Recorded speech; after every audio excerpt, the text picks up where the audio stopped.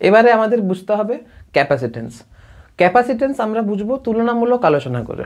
তোমরা তো টেম্পারেচার মানে কি জানো, টেম্পারেচার মানে জানো, তাপ মানে কি জানো। তো আমরা এই টেম্পারেচার আর তাপের সাহায্যে আমরা ইলেকট্রিক ক্যাপাসিটেন্স বুঝবো। সব থেকে প্রথম কথা, টেম্পারেচার মানে কি? টেম্পারেচার বা তাপমাত্রা হচ্ছে কোনো একটা বস্তুর তাপীয় অবস্থা। যদি কোনো বস্তুর টেম্পারেচার সারাউন্ডিংসের সাপেক্ষে যদি বেশি হয় তাহলে ওই বস্তুটা গরম বা উষ্ণ বস্তু হবে, হট অবজেক্ট হবে। টেম্পারেচার বেশি মানে বস্তুটা উষ্ণতা বেশি, বস্তুর উষ্ণতা বেশি মানে সে অন্য কোনো বস্তুকে তাপ দেবে বা সে পরিবেশে তাপ ছাড়বে। আবার যদি টেম্পারেচার কম হয়, যদি ওই বস্তুর টেম্পারেচার তার পরিবেশের তুলনায় বা সারাউন্ডিংসের তুলনায় যদি কম হয় তাহলে সেই বস্তুটা শীতল হবে তার পারিপার্শ্বিক পরিবেশের সাপেক্ষে। আর যদি বস্তুটা শীতল হয় আর যদি বস্তুটার টেম্পারেচার কম হয় তাহলে সে পরিবেশ থেকে তাপ নেবে। তাহলে টেম্পারেচার কি করে? টেম্পারেচার ডিসাইড করে যে সে অন্য কোনো বস্তুকে তাপ দেবে না অন্য কোনো বস্তু থেকে তাপ নেবে। এতক্ষণ পর্যন্ত আমরা ইলেকট্রিক পোটেনশিয়াল সম্পর্কে আলোচনা করে এসেছি। ইলেকট্রিক পোটেনশিয়ালের আমরা তো ইলেকট্রিক পোটেনশিয়াল মানে বুঝেছিলাম যে কোনো একটা বস্তুকে তড়িৎ ক্ষেত্রের কোনো একটা বিন্দুতে নিয়ে আসতে যে পরিমাণ কার্য করতে হয়, এক্সটার্নাল এজেন্টকে যে পরিমাণ কার্য করতে হয় সেটাকে তড়িৎ বিভব বলে। কিন্তু তড়িৎ বিভবের তো আরেকটা সংজ্ঞা রয়েছে যেটা আমি তোমাদের বলিনি, সেটা কারেন্ট ইলেকট্রিসিটিতে পড়াতাম। তো তড়িৎ বিভব হচ্ছে কোনো একটা বস্তুর তড়িদাহিত অবস্থা যেটা ডিসাইড করে সে অন্য কোনো বস্তুকে আধান দেবে না অন্য কোনো বস্তুর থেকে আধান নেবে। যদি সেটা ভোল্টেজ, ধরো কোনো একটা চার্জড অবজেক্টকে অন্য কোনো বস্তুর সাথে কানেক্ট করা আছে, যদি তার ভোল্টেজ বেশি হয় বা তার বিভব যদি বেশি হয় স্বাভাবিক সে অন্য ওই বস্তুকে চার্জ দেবে, আধান দেবে। আবার যদি ওই বস্তুর বিভব ওই যার সাথে যে এই বস্তুটাকে কানেক্ট করা হয়েছে তার সাপেক্ষে যদি এই বস্তুর বিভব যদি কম হয় তাহলে সেই বস্তু অন্য ওই বস্তু থেকে আধান নেবে। তাহলে বিভব কি? বিভব হচ্ছে কোনো একটা বস্তুর তড়িৎ অবস্থা যেটা এটা ডিসাইড করে সে অন্য কোনো বস্তুকে চার্জ দেবে না চার্জ নেবে। টেম্পারেচার ডিসাইড করছে কোনো একটা বস্তু অন্য কোনো বস্তুকে তাপ দেবে না তাপ নেবে। সেরকম বিভব ডিসাইড করছে কোনো একটা বস্তু অন্য কোনো বস্তু থেকে চার্জ নেবে নাকি চার্জ দেবে। তাহলে টেম্পারেচারের সঙ্গে পোটেনশিয়ালের একটা অ্যানালজি রয়েছে। আবার তোমরা ছোট ক্লাসে পড়েছিলে যে সেঁক দেবার বোতলে জল কেন ব্যবহার করা হয়। ঠিক আছে, জল কেন ব্যবহার করা হয় তোমরা যদি একটু রিমাইন্ড করে দেখো, সেখানে বলা ছিল যে জলের আপেক্ষিক তাপ বেশি। জলকে যদি গরম করতে হয় তাহলে সে কম্প্যারেটিভলি বেশি পরিমাণ তাপ নেয়, বা জলকে যদি শীতল করতে হয় তাহলে কম্প্যারেটিভলি তাকে বেশি পরিমাণ তাপ ছাড়তে হয়। তাই সেঁক দেবার বোতলে যদি তুমি জল রাখো তাহলে সে যেহেতু অনেকটা বেশি পরিমাণ তাপ রিলিজ করলে তার টেম্পারেচার কমবে, তাই জন্য ওই জলটা অনেকক্ষণ গরম থাকে। তাহলে সেঁক নেওয়ার বোতলে যদি জল ব্যবহার করি তাহলে সেঁক নিতে সুবিধা হবে, অনেকক্ষণ ধরে মেটেরিয়ালটা গরম থাকবে। তার মানে এইখান থেকে বোঝা গেল যে জলের ক্যাপাসিটি বেশি, তাই না? আবার আমি যদি একটা এরকম এক্সাম্পল দিই যে জল অপেক্ষা দুধ তাড়াতাড়ি কেন গরম হয়। ধরো তুমি 1 লিটার জল নিয়েছো, 1 লিটার দুধ নিয়েছো। যদি সেম অ্যামাউন্ট অফ তাপ জলকে দাও আর সেম অ্যামাউন্ট অফ তাপ যদি দুধকে দাও তাহলে দুধ এর উষ্ণতা বেশি বৃদ্ধি পাবে আবার জলের উষ্ণতা কম বৃদ্ধি পাবে। কেন?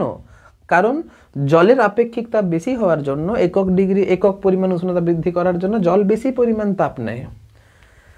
তাহলে সেম অ্যামাউন্ট অফ টেম্পারেচার যদি জল আর দুধকে দিই তাহলে দুধের টেম্পারেচার বেশি বৃদ্ধি পাবে আর জলের টেম্পারেচার কম বৃদ্ধি পাবে। আমি যদি কথাটা ঘুরিয়ে বলি, ধরো তোমাকে 1 কাপ জল দেওয়া হয়েছে আর 1 কাপ চা দেওয়া 1 কাপ দুধ দেওয়া হয়েছে।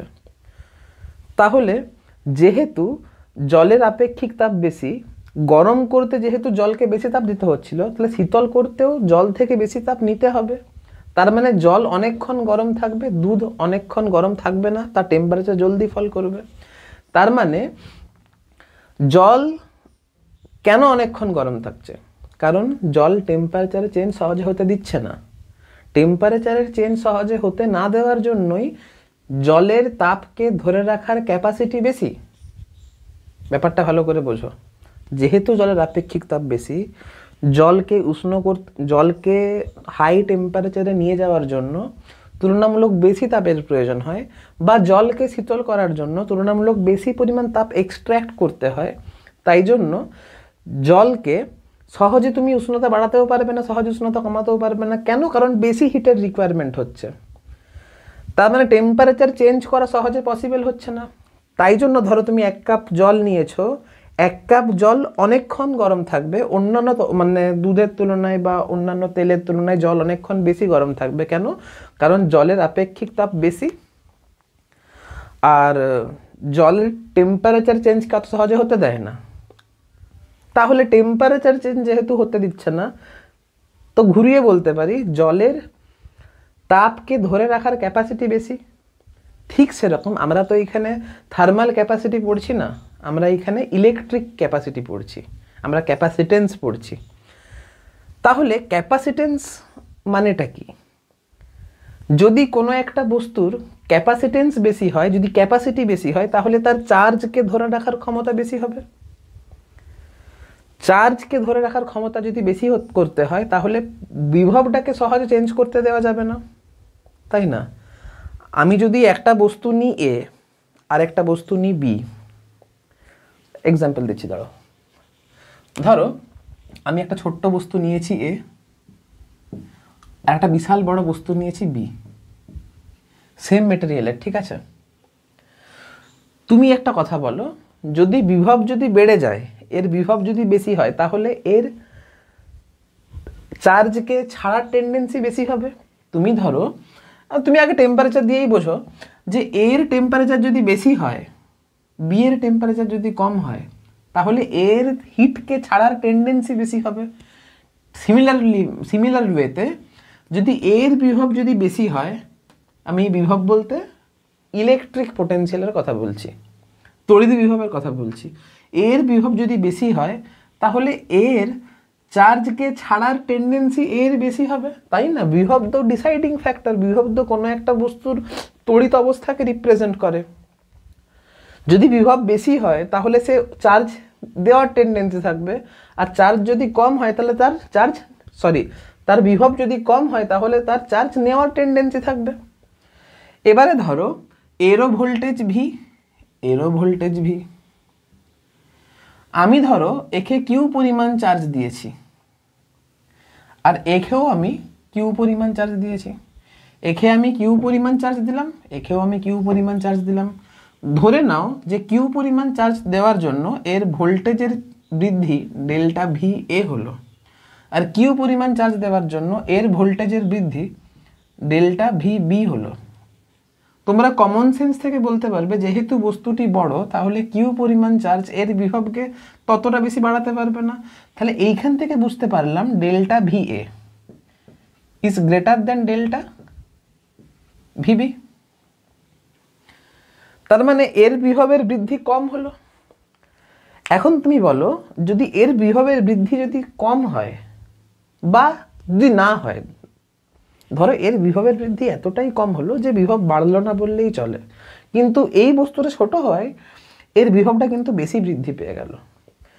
তার মানে এর বিভব যদি বেশি বৃদ্ধি পেয়ে গেল, তাহলে এর চার্জকে ছাড়ার টেন্ডেন্সি বেশি হবে, আর এর বিভব সেরকমভাবে বাড়েনি।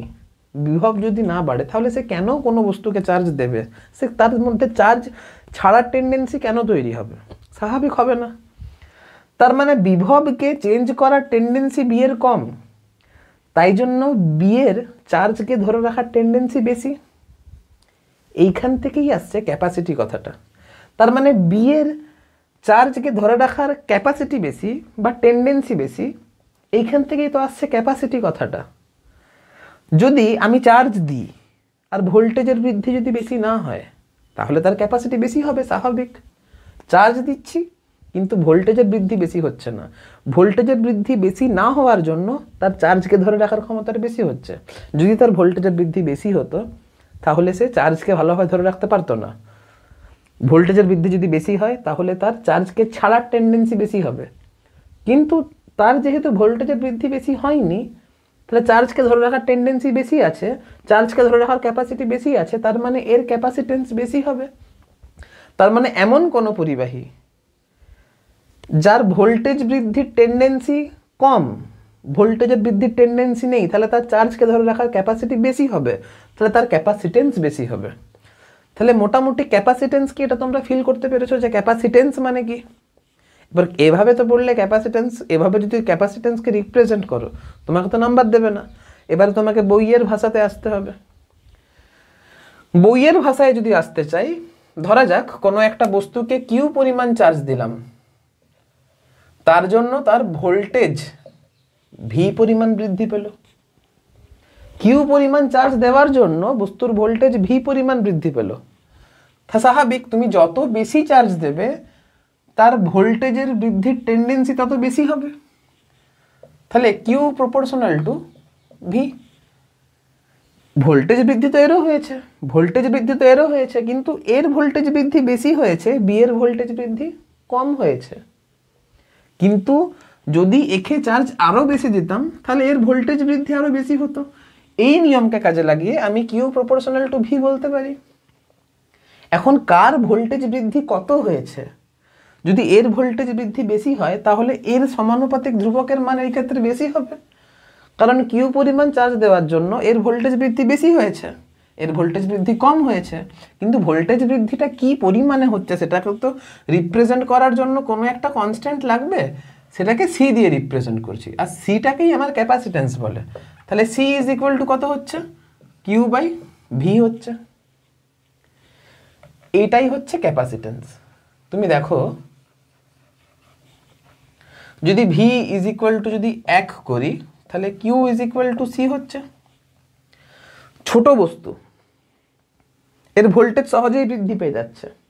তার মানে লক্ষ্য করে দেখো, ভি ইজ ইকুয়াল টু 1 মানে Q is equal to C. তার মানে একক পরিমাণ ভোল্টেজ বাড়ানোর জন্য এর কম চার্জ লাগবে, এর ভোল্টেজ বৃদ্ধির টেন্ডেন্সি বেশি। তার মানে একক পরিমাণ ভোল্টেজ বাড়ানোর জন্য একে চার্জের পরিমাণ কম দিতে হবে। অন্যদিকে এর ভোল্টেজ একক পরিমাণ যদি বাড়াতে হয় তাহলে চার্জ একে অনেক বেশি দিতে হবে। তার মানে এর ক্যাপাসিটেন্স বেশি, এর ক্যাপাসিটেন্স কম। তাহলে এইখান থেকে আসছে ক্যাপাসিটেন্সের সংজ্ঞা, যে কোনো একটা বস্তুর বিভব যদি একক পরিমাণ বাড়াতে হয় তাহলে যে পরিমাণ চার্জ দিতে হয় সেটাই হচ্ছে তার ক্যাপাসিটেন্স। বোঝা গেছে? তাহলে ক্যাপাসিটেন্স মানে কি এটা তো সবাই জানে, বইয়ে লেখাও থাকে, কিন্তু ক্যাপাসিটেন্সটাকে ফিল করতে হবে। তোমরা শুধু এইটুকু জিনিস পড়ো যে কিউ পরিমাণ ভোল্টেজ দিলে যদি বস্তুর বিভব যদি ভি পরিমাণ বৃদ্ধি পায় তাহলে Q proportional to V, Q is equal to C V, C is equal to Q by V. Fill করতে হবে। ভোল্টেজ যদি সহজে চেঞ্জ না হয় তাহলে আমার চার্জকে ধরে রাখার ক্যাপাসিটি বেশি হবে। স্বাভাবিক, ছোট বস্তু বড় বস্তু। তুমি একটা অন্য জলের উদাহরণ নাও, তাপের ক্ষেত্রে তুমি জলের উদাহরণ নাও। 1 কাপ চা নাও আর 1 কাপ জল নাও, 1 বালতি জল নাও। সার্টেন অ্যামাউন্ট অফ তুমি তাপ দিচ্ছ, 1 কাপ জলের উষ্ণতা সহজে বৃদ্ধি পেয়ে যাবে। অন্যদিকে 1 বালতি জলের উষ্ণতা সহজে বৃদ্ধি পাবে না। তার মানে 1 কাপ জলকে যদি সার্টেন অ্যামাউন্ট অফ হিট দেওয়ার জন্য এর যে পরিমাণ উষ্ণতা বৃদ্ধি হয়েছে, 1 বালতি জলকে সার্টেন অ্যামাউন্ট অফ তাপ দেওয়ার জন্য 1 কাপ জলকে যদি সার্টেন অ্যামাউন্ট অফ হিট দেওয়া হয় তাহলে এর টেম্পারেচার যে পরিমাণ বৃদ্ধি পাবে, 1 বালতি জলকে যদি সার্টেন অ্যামাউন্ট অফ হিট দেওয়া হয় এর টেম্পারেচার কম বৃদ্ধি পাবে। তাহলে এই যদি বস্তুটা বেশি গরম হয়ে যায় তাহলে স্বাভাবিক এর তাপকে ছাড়ার টেন্ডেন্সি বেশি হবে, এর তাপকে ছাড়ার টেন্ডেন্সি কম হবে, কারণ উষ্ণতা সেরকম বাড়েনি, এই উষ্ণতাটাই সেরকম বাড়েনি। তাহলে উষ্ণতাটা কম বেড়েছে, তার মানে তাপটাকে সে ধরে রেখে দিয়েছে। অন্যদিকে এই 1 কাপ জল এর উষ্ণতা বেশি বেড়ে গেছে, তাহলে সে তাপকে ছাড়তে শুরু করছে। তাহলে আমাকে যদি তাপকে ধরে রাখার ক্ষমতা যদি বাড়াতে হয়, থার্মাল ক্যাপাসিটি যদি বাড়াতে হয়, তাহলে টেম্পারেচারে সহজে চেঞ্জ করতে দেওয়া যাবে না। অন্যদিকে যদি আমাকে চার্জকে ধরে রাখার টেন্ডেন্সি যদি বাড়াতে হয় তাহলে ভোল্টেজের পরিবর্তন সহজে হতে দেওয়া যাবে না, ভোল্টেজকে সহজে চেঞ্জ হতে দেওয়া যাবে না। তাহলে ভোল্টেজের পরিমাণ যদি একক পরিমাণ বৃদ্ধি করতে হয় তাহলে যে পরিমাণ চার্জ লাগছে সেটা হচ্ছে তার ক্যাপাসিটেন্স। যদি কোনো একটা বস্তুর বিভব একক পরিমাণ বৃদ্ধি করতে বেশি পরিমাণ চার্জ লাগে তার ক্যাপাসিটেন্স বেশি হবে, অন্যদিকে এর ক্যাপাসিটেন্স কম হবে। বাস, ক্যাপাসিটেন্স হয়ে গেল। ক্যাপাসিটেন্স বুঝতে পেরে গেছো? এবারে তোমাকে ক্যাপাসিটেন্সের একক বুঝতে হবে, ঠিক আছে? তো C is equal to Q by V. C is equal to, Q এর একক কি হয়? কুলম্ব হয়। ভি এর একক কি হয়? ভোল্ট হয়। আর এই ক্যাপাসিটেন্সের একক কি হয়? ফ্যারাড হয়।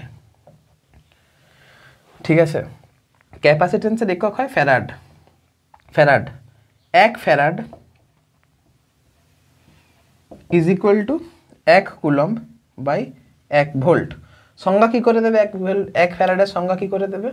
না, কোনো বস্তুর উষ্ণতা যদি 1 ভোল্ট বৃদ্ধি করতে যদি 1 কুলম্ব চার্জের প্রয়োজন হয়, তাহলে তার ক্যাপাসিটি হবে বা ক্যাপাসিটেন্স হবে 1 ফ্যারাড। ঠিক আছে, কোনো একটা বস্তুর উষ্ণতা বলছি, কোনো একটা বস্তুর ভোল্টেজ যদি 1 ভোল্ট বৃদ্ধি করতে হয়, তার জন্য যদি 1 কুলম্ব চার্জ লাগে, তাহলে ওই বস্তুর ক্যাপাসিটেন্স হবে 1 ফ্যারাড।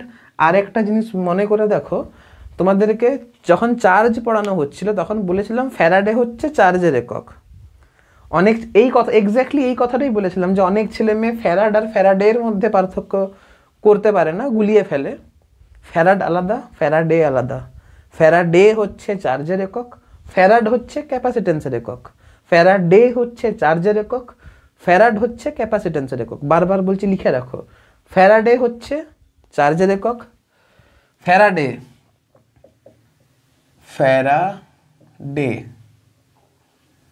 মানে হচ্ছে চার্জ, মানে হচ্ছে চার্জ, আর ফ্যারাড মানে হচ্ছে ক্যাপাসিটেন্স। ঠিক আছে, লিখবে। এবারে আমি তোমাদেরকে টাস্ক দিচ্ছি যে দেখো, ইলেকট্রোস্ট্যাটিক্সে যখন সিজিএস আর এসআই এ যদি কনভার্ট করতে হয়, এসআই ইউনিটের আগে যদি স্ট্যাট কথাটা বসিয়ে দাও তাহলে সেটা সিজিএস হয়ে যায়।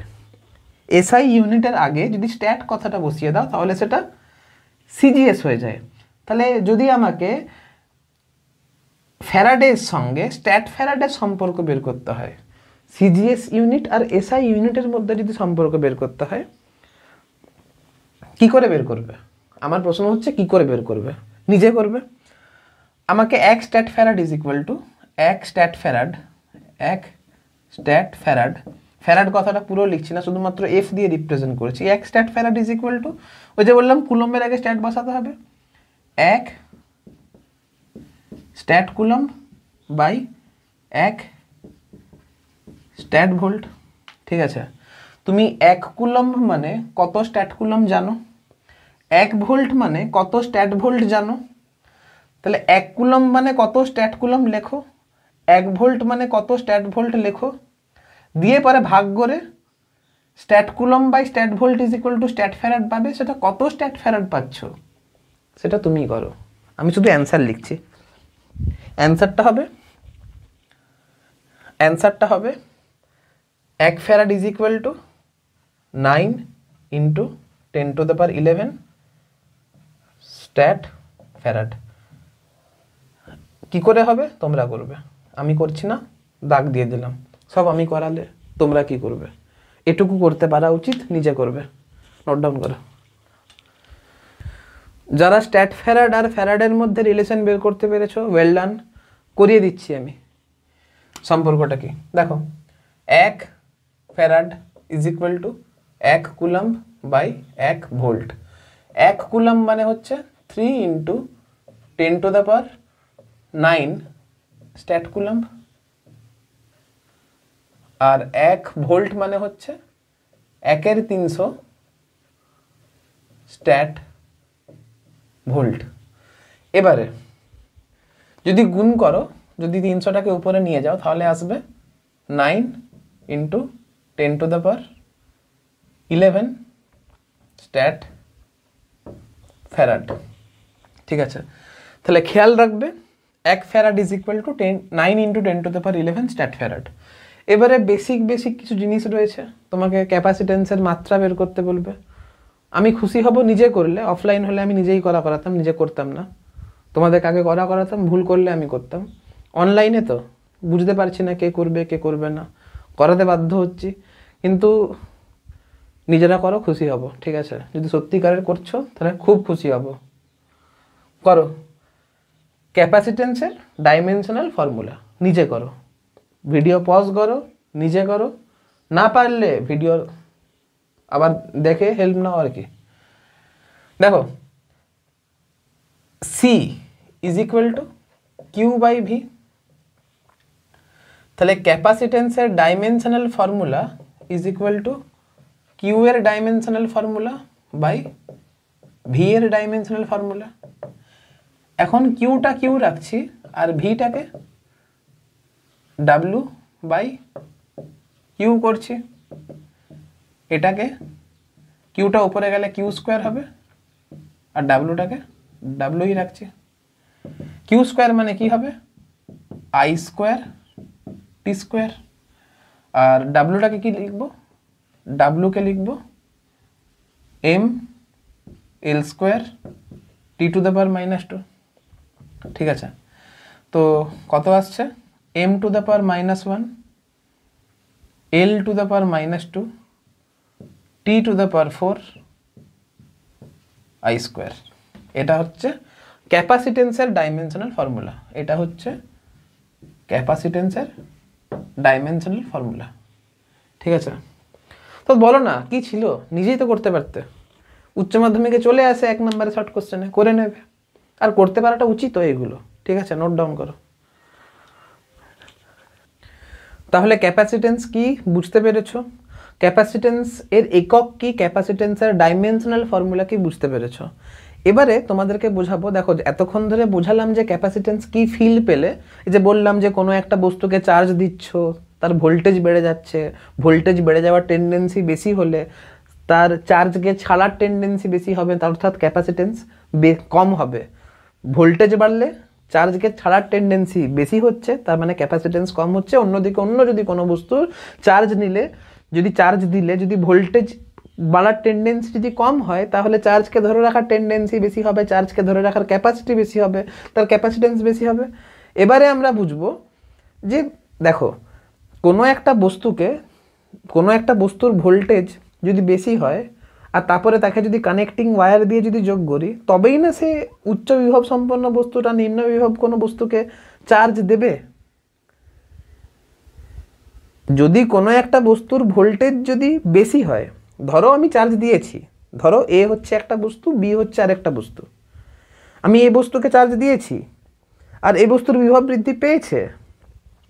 এবার আমি যদি কানেক্টিং ওয়্যার দিয়ে যদি যোগ করে রাখি, তবেই না উচ্চ বিভব সম্পন্ন বস্তু থেকে নিম্ন বিভব সম্পন্ন বস্তুতে চার্জের ট্রান্সফার হবে। কিন্তু একটা জিনিস লক্ষ্য করে দেখো যে তার দিয়ে কারেন্ট যাবে, তার দিয়ে চার্জের ট্রান্সফার হবে, এটা তো কারেন্ট ইলেকট্রিসিটি। ওহমস ল চলে আসবে যে বিভব প্রভেদ যদি বেশি হয় তারের মধ্য দিয়ে বেশি তড়িৎ প্রবাহ মাত্রা হবে, বিভব প্রভেদ যদি কম হয় তারের মধ্য দিয়ে কম তড়িৎ প্রবাহ মাত্রা হবে। এটা তো কারেন্ট ইলেকট্রিসিটির কনসেপ্ট, এটা তো প্রবাহী তড়িতের কনসেপ্ট। কিন্তু আমরা তো ইলেকট্রোস্ট্যাটিক পড়ছি, ইলেকট্রোস্ট্যাটিকে কি হয় যে চার্জ স্থির অবস্থায় থাকে, চার্জ স্ট্যাটিক কন্ডিশনে থাকে। তাহলে এইখানে তো কোনো একটা চার্জড বস্তুকে, আহিত বস্তুকে তার দিয়ে কানেক্ট করার তো কোনো কেসই আলোচনা হওয়ার কথা নয়। আর কোনো একটা বস্তুকে যদি তার দিয়ে আমি কানেক্ট না করি, যদি কোনো একটা বস্তুর সঙ্গে, কোনো একটা উচ্চ বিভব সম্পন্ন বস্তুর সঙ্গে নিম্ন বিভব সম্পন্ন কোনো বস্তুকে যদি তার দিয়ে যুক্ত না করি, তাহলে উচ্চ বিভব সম্পন্ন বস্তুটা চার্জ ছাড়ার টেন্ডেন্সি তৈরি হবেই বা কেন? এটা কখনো ভেবে দেখেছো? ধরো এই একটা বস্তু চার্জ দিয়েছি, বিভব বৃদ্ধি পেয়েছে। এখন বিভব যদি বৃদ্ধি পায়, তাহলে তার চার্জকে ধরে রাখার টেন্ডেন্সি কমবে কেন? ক্যাপাসিটি কমবে কেন? কেন তার ক্যাপাসিটি কম হবে? এ বি দুটো বস্তু রয়েছে, এর মধ্যে ভোল্টেজ বৃদ্ধির টেন্ডেন্সি বেশি, বি এর মধ্যে ভোল্টেজ বৃদ্ধির টেন্ডেন্সি কম। যার ভোল্টেজ বৃদ্ধির টেন্ডেন্সি বেশি, তার চার্জকে ধরে রাখার ক্যাপাসিটি কম, তার ক্যাপাসিটেন্স কম। কেন এগুলো কেন প্রযোজ্য হয়, সেটাই আলোচনা করব। দেখো ছবিতে একটা ব্ল্যাক কালারের স্ফিয়ার দেখতে পাচ্ছ, এটা একটা অবজেক্ট। এই অবজেক্টকে আমি ইনিশিয়ালি কোনো চার্জ দিইনি। এবার স্বাভাবিক তুমি বাতাসে রেখেছো, বাতাসের অণুগুলোকে একটা ছোট্ট ছোট্ট ডাইপোল হিসেবে দেখানো রয়েছে। ঠিক আছে, স্বাভাবিক। তার তো একটা ধরো মেরুবর্তী পদার্থ, তার মানে ওই বাতাস ধরো বা যে কোনো মিডিয়াম ধরো, ওটা তো কোনো অণুপরমাণু নিয়ে তৈরি। অণুপরমাণু নিয়ে যদি তৈরি হয়, তাহলে পরমাণুর মধ্যে কি আছে? নিউক্লিয়াস আছে, ইলেকট্রন আছে। ইলেকট্রনের সেন্টার অফ, মানে পুরো ইলেকট্রনের চার্জটা একটা সেন্টার বরাবর কাজ করছে, যেটা নেগেটিভ। আর পুরো নিউক্লিয়াসের চার্জটা একটা সেন্টার বরাবর কাজ করছে, যেটা পজিটিভ। তো মেরুবর্তী পদার্থ কি, অমেরুবর্তী পদার্থ কি, এগুলো আলোচনা অলরেডি হয়ে গেছে, আমি এখন বিস্তারিত আলোচনা করছি না। ধরে নাও ডাইইলেকট্রিক মিডিয়ামে রাখা আছে, বায়ু নিতে পারো বা যে কোনো ডাইইলেকট্রিক মিডিয়াম নিতে পারো। এবারে এটা দেখছো, এবার যখন তুমি বস্তুটাকে পজিটিভ চার্জ দিচ্ছ, দেখো রেড কালার দিয়ে আমি পজিটিভ চার্জকে রিপ্রেজেন্ট করেছি। যখন তুমি পজিটিভ চার্জ দিচ্ছ, স্বাভাবিক পজিটিভ চার্জ দেওয়ার জন্য তার ভোল্টেজ বৃদ্ধি পাচ্ছে, আর ভোল্টেজ যদি বৃদ্ধি পায় তাহলে তার সেই ইলেকট্রিক ফিল্ড তৈরি করছে। স্বাভাবিক চারিদিকে দেখো না ইলেকট্রিক ফিল্ড তৈরি করছে। ইলেকট্রোস্ট্যাটিক সেলফ এনার্জি পড়েছিলাম তো, তুমি যখন চার্জ দিচ্ছ তখন ওয়ার্ক ডান করছো তো, আর ওয়ার্ক ডান করছো, যে ওয়ার্ক করছো ওটাই তো সিস্টেমের self energy, electrostatic self energy. আর ওই এনার্জিটা তো একটা পোটেনশিয়াল এনার্জি হিসাবে আছে। ওই এনার্জিটা পাচ্ছি কীভাবে? এনার্জিটা পাচ্ছি ইলেকট্রিক ফিল্ড হিসাবে, তাই না? আমি কাজ করেছি, ওই কাজটা সিস্টেমের মধ্যে একটা শক্তি হিসেবে স্টোর আছে, যেটাকে ইলেকট্রোস্ট্যাটিক সেলফ এনার্জি বলছি। আর ওই সেলফ এনার্জিটা আমরা ইলেকট্রিক ফিল্ড হিসেবে পাচ্ছি। সেলফ এনার্জি আছে বলে তো সে ইলেকট্রিক ফিল্ড প্রডিউস করতে পারছে। এবারে আগে ডাইইলেকট্রিক মেটেরিয়ালগুলো, আগে এই যে মেরুবর্তী পদার্থের অণুগুলো in the absence of any electric field ছিল, মানে সে কোনো ইলেকট্রিক ফিল্ডে প্রেজেন্ট থাকেনি। যখন তুমি চার্জ দিচ্ছ, চার্জ দেওয়ার জন্য সেই ইলেকট্রিক ফিল্ড, চার্জড বডি একটা ইলেকট্রিক ফিল্ড তৈরি করছে। আর যদি ইলেকট্রিক ফিল্ড তৈরি করে তাহলে প্রত্যেকটা মলিকুলার ডাইপোল একটা ইলেকট্রিক ফিল্ডে প্রেজেন্ট আছে। আর প্রত্যেকটা মলিকুলার ডাইপোল যদি ইলেকট্রিক ফিল্ডে যদি প্রেজেন্ট থাকে তাহলে ডাইইলেকট্রিক পোলারাইজেশন হচ্ছে। এবার ডাইইলেকট্রিক পোলারাইজেশন কি, এটাও already electric charges and electric ফিল্ডে আলোচনা করা হয়েছে। তাও হালকা করে বলে দিচ্ছি, প্রত্যেকটা মলিকুলার ডাইপোল ইলেকট্রিক ফিল্ডের প্রেজেন্সে থাকার জন্য সে টর্ক এক্সপিরিয়েন্স করবে পি সাইন থিটা। আর এই টর্কটা এক্সপিরিয়েন্স করার জন্য সে ইলেকট্রিক ফিল্ডের ডাইরেকশানে ওরিয়েন্টেড হয়ে যাবে। তার মানে প্রত্যেকটা মলিকুলার ডাইপোল ফিল্ডের ডাইরেকশানে ওরিয়েন্টেড হয়ে যাবে। তাই জন্য দেখো প্রত্যেকটা ডাইপোল কিন্তু ইলেকট্রিক ফিল্ডের ডাইরেকশানে ওরিয়েন্টেড হয়ে আছে। তুমি যদি নেগেটিভ চার্জ থেকে পজিটিভ চার্জের দিকে একটা যদি ভেক্টর যদি আঁকো, দেখো না এটা হচ্ছে ইলেকট্রিক ফিল্ড, ধরো এটা হচ্ছে ইলেকট্রিক ফিল্ড, আর এটা হচ্ছে তোমার ডাইইলেকট্রিক মানে মলিকুলার ডাইপোল। এর নেগেটিভ চার্জ এই দিকে, পজিটিভ চার্জ এই দিকে। তো ডাইপোল মোমেন্ট কোন দিকে কাজ করবে? মাইনাস থেকে প্লাস চার্জের দিকে। তাহলে ইলেকট্রিক ফিল্ড আর ডাইপোলের ডাইপোল মোমেন্ট সেম দিকে কাজ করছে, স্বাভাবিক সেম দিকে কাজ করবে। এবারে তুমি যদি চার্জ এর মান বেশি দাও তাহলে ভোল্টেজের মান বেশি বৃদ্ধি পাবে, আর ভোল্টেজের মান যদি বেশি বৃদ্ধি পায় তাহলে electrostatic self energy of the system বেশি বৃদ্ধি পাবে। যদি সিস্টেমের ইলেকট্রোস্ট্যাটিক সেলফ এনার্জি বেশি বৃদ্ধি পায় তাহলে তার এফেক্ট হিসাবে ইলেকট্রিক ফিল্ডের মান বেশি বৃদ্ধি পাবে। ইলেকট্রিক ফিল্ডের মান যদি বেশি বৃদ্ধি পায়, এখন দেখো ডাইইলেকট্রিক মানে কি? ডাইইলেকট্রিক মানে তার কাছে বাউন্ড ইলেকট্রন রয়েছে। বাউন্ড ইলেকট্রন মানে সেই ইলেকট্রনগুলো যেইগুলো নিউক্লিয়াসের দ্বারা বেশি পরিমাণ আকর্ষণ বল অনুভব করছে। এখন তুমি যদি বাইরে থেকে ওই বাউন্ড ইলেকট্রনটাকে ইলেকট্রিক ফিল্ডের মাধ্যমে যদি তুমি শক্তি প্রোভাইড করো, যদি নিউক্লিয়াসের কাছাকাছি থাকা ইলেকট্রনটিকে ইলেকট্রিক ফিল্ডের মাধ্যমে যদি শক্তি যদি দাও, তুমি ইলেকট্রিক ফিল্ডের মাধ্যমে যেতে পারো বা হিটের মাধ্যমে যেতে পারো। যেহেতু electric field is one type of energy, তুমি ইলেকট্রিক ফিল্ড দিয়ে তুমি শক্তি প্রোভাইড করছো, তার মানে সেই ইলেকট্রনগুলোর এনার্জি বৃদ্ধি পাওয়ার জন্য সেটা নিম্ন শক্তি স্তর থেকে উচ্চ শক্তি স্তরে আসবে। উচ্চ শক্তি স্তরে এলে যদি ওই ফিল্ডের মান যদি সাফিসিয়েন্ট হয়, নিউক্লিয়াসের কাছাকাছি থাকা ইলেকট্রনটিকে ওই কক্ষপথ থেকে বাইরে বের করার, যদি ইলেকট্রিক ফিল্ডের মান সাফিসিয়েন্ট হয় আয়োনাইজেশন পোটেনশিয়াল অপেক্ষা বেশি পরিমাণ শক্তি প্রোভাইড করানো, তাহলে স্বাভাবিক ওই ইলেকট্রনটা তো ফ্রি হয়ে যাবে। বাউন্ড ইলেকট্রনের একটা এনার্জি আছে, ইলেকট্রিক ফিল্ডের মান যদি এতটাই বেশি হয় যে ওই ইলেকট্রিক ফিল্ড ইলেকট্রনকে নিউক্লিয়াসের আকর্ষণ বল থেকে যদি মুক্ত করাতে পারে, তাহলে সেই বাউন্ড ইলেকট্রন ফ্রি ইলেকট্রনে কনভার্ট হবে। এটা তো আমি এনার্জির কনসেপ্ট দিয়ে বোঝালাম। অন্যদিকে তুমি দেখো এই নেগেটিভ চার্জ ইলেকট্রিক ফিল্ডের অপোজিট দিকে ফোর্স এক্সপিরিয়েন্স করবে, আর এই পজিটিভ চার্জ ইলেকট্রিক ফিল্ডের দিকে ফোর্স এক্সপিরিয়েন্স করবে। ছবিতেও দেখতে পাচ্ছ। যদি এই ফোর্সের মান সাফিসিয়েন্ট হয় তাহলে স্বাভাবিক এই বন্ড কি ব্রেক করে যাবে। এবারে তুমি দেখো, এই ধরো আমার চার্জড অবজেক্ট, এই হচ্ছে আমার চার্জড অবজেক্ট, এর মধ্যে পজিটিভ চার্জ ছিল, এর মধ্যে পজিটিভ চার্জ ছিল, আগে ডাই ইলেকট্রিক মেটেরিয়াল ওরকম দেখতে ছিল, এখন ব্রেক করে এরকম হয়ে গেছে।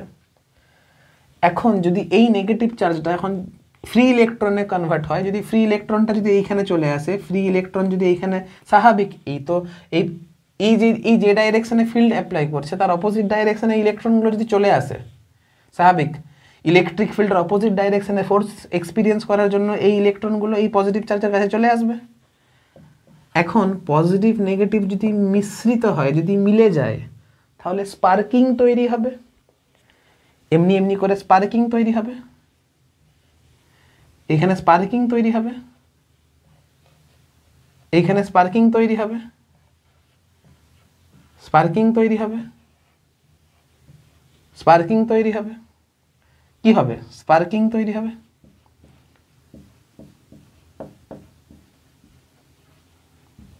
স্পার্কিং তৈরি হবে। স্পার্কিং যদি তৈরি হয়, স্বাভাবিক নেগেটিভ চার্জটা যদি পজিটিভ চার্জের দিকে ছুটে আসে, স্পার্কিং তৈরি হবে, আস্তে আস্তে এই পজিটিভ চার্জের মানটা নিউট্রাল হতে থাকবে।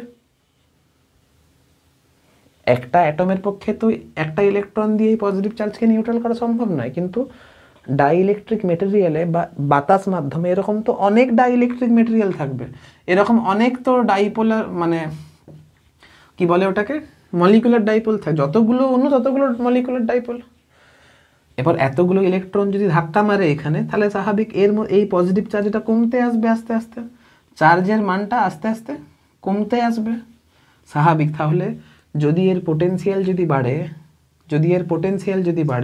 তাহলে ইলেকট্রিক ফিল্ড বাড়বে, ইলেকট্রিক ফিল্ড বাড়লে এই বন্ডগুলো ব্রেক করবে, বা এই বাউন্ড ইলেকট্রনগুলো ফ্রি ইলেকট্রনে কনভার্ট হবে, ফ্রি ইলেকট্রনে কনভার্ট হলে স্পার্কিং তৈরি হবে, এই স্পার্কিং তৈরি হবে। আর স্পার্কিং যদি তৈরি হয় তাহলে এই কন্ডাক্টর চার্জ লুজ করতে থাকবে, তাহলে কি সে চার্জকে ধরে রাখতে পারবে না। যদি আমাকে চার্জকে ধরে রাখতে পারতে হয়, তাহলে এই ইলেকট্রিক ফিল্ডের মানটা কমাতে হবে, ইলেকট্রিক ফিল্ডের মানটা যদি কমাতে হয় তাহলে ভোল্টেজটাকে কমাতে হবে, ভোল্টেজ কমলেই না ইলেকট্রোস্ট্যাটিক সেলফ এনার্জি কমবে। প্রথম কথা, ইলেকট্রোস্ট্যাটিক সেলফ এনার্জি কমাতে গেলে ভোল্টেজ কমাতে হবে, ইলেকট্রোস্ট্যাটিক সেলফ এনার্জি কমলেই ইলেকট্রিক ফিল্ডের মানটা কমবে, স্বাভাবিক। তুমি যদি বাইরে থেকে কম ওয়ার্ক করো তাহলে ইলেকট্রিক ফিল্ডের মান কম হবে, ইলেকট্রিক ফিল্ডের মান কম হলে এইগুলো ব্রেক করবে না, ব্রেক না করলে স্পার্কিং হবে না, স্পার্কিং না করলে তো স্বাভাবিক সে চার্জকে ধরে রাখতে পারবে। তাই জন্য কোনো একটা কন্ডাক্টরকে যদি চার্জকে ধরে রাখতে হয় তাহলে ভোল্টেজের মানটাকে কম রাখতে হয়, বুঝতে পেরেছ? এবারে তুমি লক্ষ্য করে দেখো, আমি যে বললাম ব্রেক করছে, এটাকে ডাইইলেকট্রিক ব্রেকডাউন বলে, এটাকে বলে ডাইইলেকট্রিক ব্রেকডাউন। ডাইইলেকট্রিক ব্রেকডাউন কি?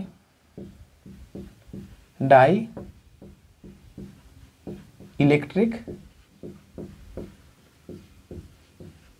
ব্রেকডাউন। দেখো, একটা ডাইইলেকট্রিক সাবস্টেন্সকে আমি এরকম করে আঁকছি, আমি একটা মাত্র মলিকুলকে এঁকে দেখিয়েছি। এবার তো এর ইলেকট্রিক ফিল্ড সহ্য করার তো একটা লিমিট আছে। ইলেকট্রিক ফিল্ড যদি বেশি সহ্য করে, যদি বেশি অ্যাপ্লাই করে, তাহলে এই ফোর্সের মানটা বেশি হয়ে যাবে, বা ইলেকট্রিক ফিল্ডের ভ্যালু যদি বেশি হয় তাহলে বাইরে থেকে বেশি এনার্জি সাপ্লাই করবে, বেশি এনার্জি সাপ্লাই করলে এই যে ইলেকট্রনটা সেটা নিম্ন শক্তি স্তর থেকে উচ্চ শক্তি স্তর লাফাবে। কিন্তু যদি ইলেকট্রিক ফিল্ডের মানটা যদি কম হয় তাহলে এই বাউন্ড ইলেকট্রনটার ফ্রি ইলেকট্রনে কনভার্ট হওয়ার টেন্ডেন্সি কম হবে। এই যে বাউন্ড ইলেকট্রনটা রয়েছে না,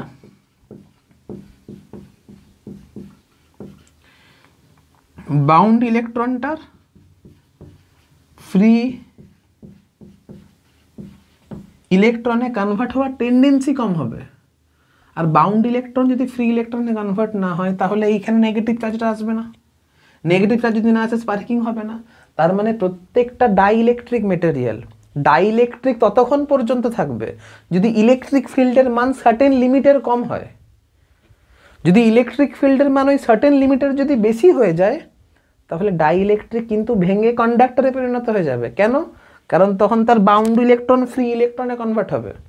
যদি প্রত্যেকটা ডাইইলেকট্রিকের মধ্যে যদি ইলেকট্রিক ফিল্ডের মানটা একটা সার্টেন লিমিটের যদি বেশি বাড়িয়ে দাও, প্রত্যেকটা ডাইইলেকট্রিকের মধ্যে, এটা ভাষায় লিখবে, ডাইইলেকট্রিক ব্রেকডাউন কিন্তু পরীক্ষাতে আসে, অঙ্কের মাধ্যমে কিন্তু আসতে পারে ডাইইলেকট্রিক ব্রেকডাউন কি।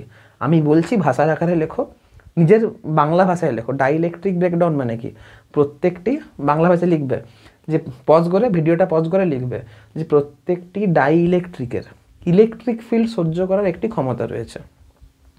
প্রত্যেকটি ডাইইলেকট্রিকের ইলেকট্রিক ফিল্ড সহ্য করার একটি ক্ষমতা রয়েছে। যদি ইলেকট্রিক ফিল্ডের মান সার্টেন লিমিটের বেশি হয়ে যায়, তাহলে ডাইইলেকট্রিকের যে বাউন্ড ইলেকট্রনগুলি রয়েছে, লিখবে ডাইইলেকট্রিকের যে বাউন্ড ইলেকট্রনগুলি রয়েছে সেইগুলি কনভার্ট হয়ে যাবে ফ্রি ইলেকট্রনে। আর যদি ফ্রি ইলেকট্রনে কনভার্ট হয়ে যায়, তাহলে এই যে এটা ব্রেক করবে। ব্রেক করলে কি হবে, এই যে কন্ডাক্টর রয়েছে সে কিন্তু আর চার্জকে ধরে রাখতে পারবে না। যদি এই কন্ডাক্টরের বাইরের মেটেরিয়ালটা যদি কন্ডাক্টর হয়, তাহলে conductor to conductor charge shift করে যাবে। তো দাঁড়াও, ধরো এটা হচ্ছে একটা কন্ডাক্টর, বাইরের মেটেরিয়ালটাও যদি কন্ডাক্টর হয় তাহলে চার্জ তো এইখান থেকে এখানে শিফট করে যাবে। এ যদি ডাইইলেকট্রিক যদি না হয়, এ যদি কন্ডাক্টর হয়, চার্জ তো এইখান থেকে এখানে শিফট করে যাবে। তাহলে ই তো আলটিমেট চার্জকে লুজ করতে শুরু করছে। তো তার মানে যে ডাইইলেকট্রিকের ক্ষেত্রে এই ইলেকট্রিক ফিল্ডের ম্যাক্সিমাম ভ্যালুটা বেশি হবে, তার স্ট্রেংথটা বেশি হবে, সে ডাইইলেকট্রিকের স্ট্রেংথ বেশি হবে। আবার যে ডাইইলেকট্রিকের ক্ষেত্রে এই ইলেকট্রিক ফিল্ডের ম্যাক্সিমাম ভ্যালুটা কম হবে, তার স্ট্রেংথ কম হবে। তার মানে কোনো একটা ডাইইলেকট্রিক একটা সার্টেন লিমিট পর্যন্তই ডাইইলেকট্রিকের মতো বিহেভ করতে পারে। তার বেশি ইলেকট্রিক ফিল্ডের মানটা যদি বাড়িয়ে দাও, ডাইইলেকট্রিক পরিণত হবে কিসে, কন্ডাক্টরে। যদি বাউন্ড ইলেকট্রন ফ্রি ইলেকট্রনে কনভার্ট হয়ে যায়, তাহলে ডাইইলেকট্রিক কনভার্ট হয়ে যাবে কিসে, কন্ডাক্টর। এটা খেয়াল থাকে যেন, তখন ডাইইলেকট্রিক কন্ডাক্টরে কনভার্ট হবে। দেখো আমার বোর্ডে জায়গা কম আছে বলে ডি লিখলাম, খাতায় জায়গা থাকলে ডাইইলেকট্রিক লিখবে, সি ফর কন্ডাক্টর লিখবে। এই বুদ্ধিটা তোমরা কিন্তু লাগাবে। দেখো আমি মুখে অনেক কিছুই বলছি, সব কিছু আমি কিন্তু নোটসের আকারে লেখাইনি।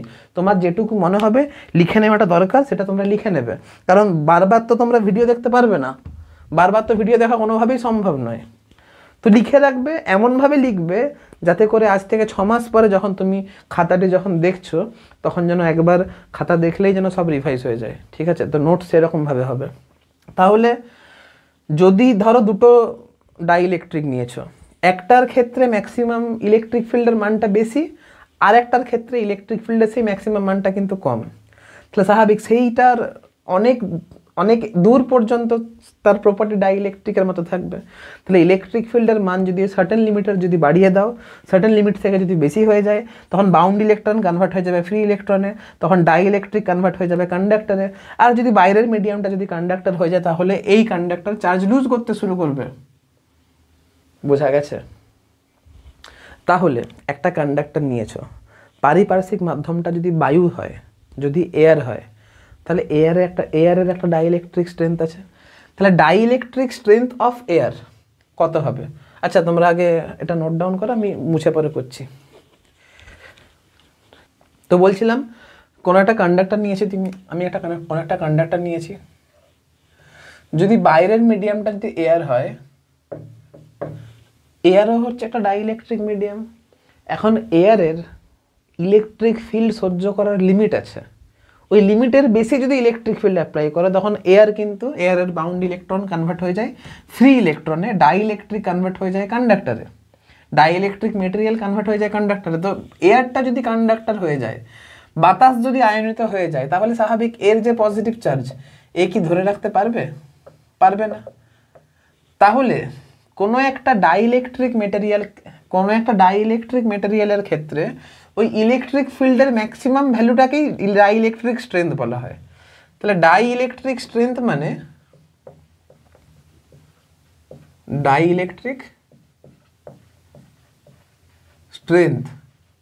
মানেটাই হচ্ছে ইম্যাক্স।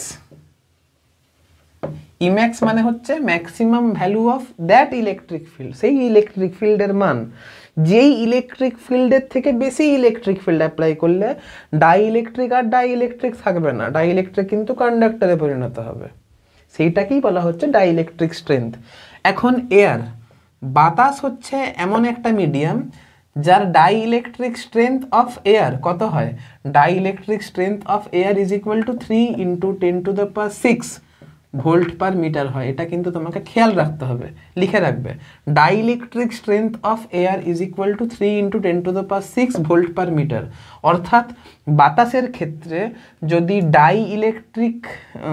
বাতাসের dielectric strength 3 × 10⁶ volt per metre, কথাটার মানে কি? মানেটা হচ্ছে তুমি যখন বাতাসে এর বেশি ইলেকট্রিক ফিল্ড অ্যাপ্লাই করবে তখন বাতাসটা কিন্তু আর ডাইইলেকট্রিকের মতো কাজ করবে না, বাতাস তখন কিন্তু কন্ডাক্টরের মতো কাজ করবে। এটা কিন্তু খেয়াল রাখবে। বিয়ন্ড দিস লিমিট এর ওপরে যদি যাও, ইলেকট্রিক ফিল্ডের মান এর থেকে যদি বেশি করে দাও, তাহলে ডাইইলেকট্রিক কনভার্ট হয়ে যাবে কিসে, কন্ডাক্টরে। যদি ইলেকট্রিক ফিল্ডের মান এর থেকে যদি কম থাকে, এর থেকে যদি কম থাকে, তখন ডাইইলেকট্রিক কিন্তু ডাইইলেকট্রিকের মতোই বিহেভ করবে। এইখানে কিন্তু ডাইইলেকট্রিকের মতো বিহেভ করবে না, এটা কিন্তু যেন খেয়াল থাকে, ঠিক আছে। এবারে তুমি একটা কথা বলো, ধরো এটা হচ্ছে কোনো একটা কন্ডাক্টর, যদি বাইরে এয়ার না রেখে যদি অন্য কোনো তেল যদি রাখো, একটা ভালো ডাইইলেকট্রিক সাবস্টেন্স যদি রাখো, দেখো এয়ারের ক্ষেত্রে কে ইজ ইকুয়াল টু কত হয়, 1 হয়। ধরো এমন কোনো একটা মিডিয়াম রেখেছো যার কে এর মানটা হচ্ছে 4, তাহলে কে এর মান যদি 4 হয় তাহলে এর পারমিটিভিটি বেশি হবে। এর ডাইইলেকট্রিক কনস্ট্যান্ট যদি 4 হয়, তাহলে ওই মেটেরিয়ালের ডাইইলেকট্রিক কনস্ট্যান্ট যদি 4 হয়, তাহলে সেই মিডিয়ামে ইলেকট্রিক ফিল্ডের মানটা কমে যাবে। এখন ইলেকট্রিক ফিল্ডের মান ই ড্যাশ ইজ ইকুয়াল টু কত হয়ে যাবে, E/4 হয়ে যাবে। বাতাসে যদি ই কাজ করে তাহলে এইখানে ইলেকট্রিক ফিল্ডের মানটা E/4 হয়ে যাবে। আর যদি ইলেকট্রিক ফিল্ডের মানটা যদি কমে যায়, তাহলে কি হবে, তাহলে অত সহজে বাউন্ড ইলেকট্রন ফ্রি ইলেকট্রনে কনভার্ট হবে না, অত সহজে ডাইইলেকট্রিক কিন্তু কন্ডাক্টরে কনভার্ট হবে না। তাহলে ডাইইলেকট্রিক তার প্রপার্টিটা মেনটেন রাখতে পারবে, আর ডাইইলেকট্রিক যদি তার প্রপার্টি মেনটেন রাখতে পারে তাহলে কন্ডাক্টর কিন্তু চার্জকে ধরে রাখতে পারবে। তাই জন্যই যখন কোনো কন্ডাক্টরকে যখন ডাইইলেকট্রিক মেটেরিয়াল দিয়ে যখন সারাউন্ড করা হয়, যখন বাইরে ডাইইলেকট্রিক মিডিয়াম থাকছে, তখন ইলেকট্রিক ফিল্ডের মানটা কমে যাওয়ার জন্য সহজে বাউন্ড ইলেকট্রন ফ্রি ইলেকট্রনে কনভার্ট হতে পারে না। বাউন্ড ইলেকট্রন ফ্রি ইলেকট্রনে কনভার্ট হতে না পারার জন্য ডাইইলেকট্রিক কিন্তু কন্ডাক্টরে পরিণত হয় না, ডাইইলেকট্রিক মতনই বিহেভ করে। তাই জন্য কোনো একটা কন্ডাক্টরের ক্যাপাসিটি তখন বেড়ে যাবে যদি বাইরের মিডিয়ামটা একটা ভালো ডাইইলেকট্রিক মিডিয়াম হবে। বোঝা গেছে? তাহলে বুঝতে পেরেছো যে কোনো একটা কন্ডাক্টর এর ক্যাপাসিটি কখন বেশি হয়, কেন বেশি হয়, ভোল্টেজকে কেন বাড়তে দেওয়া চলবে না, ভোল্টেজকে কেন ভোল্টেজ যদি সহজে না বাড়ে তাহলে কেন ওই বস্তুটা চার্জকে ধরে রাখতে পারবে, ভোল্টেজ না বাড়ার সঙ্গে ক্যাপাসিটির কি সম্পর্ক, ক্যাপাসিটেন্স মানে কি, ক্যাপাসিটেন্সের সঙ্গে ক্যাপাসিটির সম্পর্ক কি, ক্যাপাসিটেন্সের সঙ্গে ওই যে তোমার এই যে আমরা ইলেকট্রিক ক্যাপাসিটেন্স পড়লাম তার সঙ্গে থার্মাল ক্যাপাসিটির কি সম্পর্ক রয়েছে, অ্যানালজিটা কীরকম রয়েছে, এই রকম করে যদি তুলনামূলক আলোচনা করে যদি তোমরা স্টাডি চালাও তাহলে কিন্তু তোমাদের লং টার্মে এগুলো বুঝতে সুবিধা হবে আর ব্যাপারটা ইন্টারেস্টিংও লাগবে। তাহলে কিউ ইজ ইকুয়াল টু সিভিতেই কিন্তু ক্যাপাসিটেন্স কথাটা নেই, কিউ ইজ ইকুয়াল টু সিভির বাইরে অনেক বড় ক্যাপাসিটি, তার বাইরে ওই এক line Q is equal to C V এর বাইরে ক্যাপাসিটেন্সের একটা বৃহৎ মানে রয়েছে। আজকের এই ভিডিওর মাধ্যমে আমি তোমাদেরকে ক্যাপাসিটেন্সটা ফিল করাবার চেষ্টা করলাম। ডাইইলেকট্রিক স্ট্রেংথটাও খুব ইম্পর্টেন্ট ক্যাপাসিটেন্স কি সেটা বোঝার জন্য। আর ডাইইলেকট্রিক স্ট্রেংথ এমনি করে উচ্চ মাধ্যমিকে এখনও পর্যন্ত আসেনি, কিন্তু নিট জেইর পয়েন্ট অফ ভিউ থেকে ডাইইলেকট্রিক স্ট্রেংথ থেকে কিন্তু ভালো পরিমাণে অঙ্ক রয়েছে। আর ডাইইলেকট্রিক স্ট্রেংথ যদি ভালো করে বুঝতে না পারো তাহলে ক্যাপাসিটেন্সের বা ক্যাপাসিটরের পরবর্তী যে টপিকগুলো রয়েছে সেগুলো কিন্তু ভালো করে ক্লিয়ার হবে না। আমি আরেকবার বলছি, যদি ভিডিও বুঝতে পেরে থাকো তাহলে ভালো, না বুঝতে পারলে আরেকবার ব্যাক করে আবার দেখো, নোটস কিন্তু ভালো করে রেডি করবে। ভিডিও শেষ করার জন্য ভিডিও দেখো না, নোটস ভালো করে রেডি করবে, কারণ বারবার ধরে এই ভিডিও দেখা পসিবল নয়, তোমাদের সময়ের দাম আছে। খাতা এমনভাবে রেডি হবে যেন খাতা দেখলে আমার সব কথাগুলো যেন জলজল করতে থাকে, ঠিক আছে? তো নোটস বানানো তোমাদের কর্তব্য। নোটস মানে ওই ইতিহাসের নোটস নয় যে মুখস্থ করতে হবে, এরকম ব্যাপার নেই। বোঝার পয়েন্ট অফ ভিউ থেকে আমার যে কথাগুলো তোমার ইম্পর্টেন্ট বলে মনে হবে, যে কনসেপচুয়ালি এটা ইম্পর্টেন্ট, সেটা কিন্তু অবশ্যই নোট ডাউন করবে। যাই হোক, আজকের ভিডিও এতটাই, বাই।